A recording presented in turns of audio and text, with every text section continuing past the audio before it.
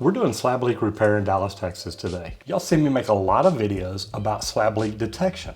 Today, we've already detected it. We marked it just the other side of this wall, decided to go in through this closet, came out perfect. We've got floor protection down. We're in here, got my tools. I've got a torch sitting right over here. We've got a water line that has been leaking on the hot side.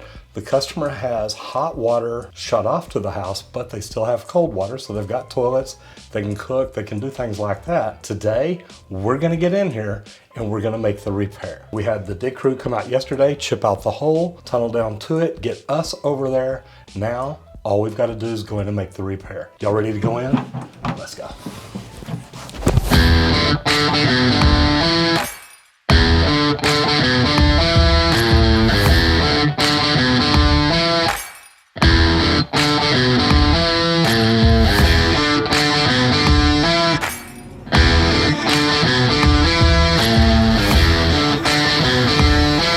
Plumbing a dirty job? You know, it can get very dirty sometimes. Micro, this is dirty jobs.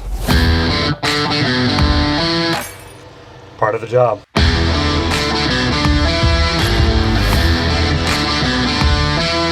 Well, the bad thing is, after 2 shoulder surgeries,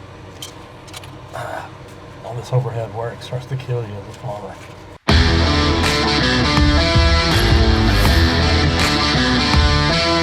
All that little crooked piece right there.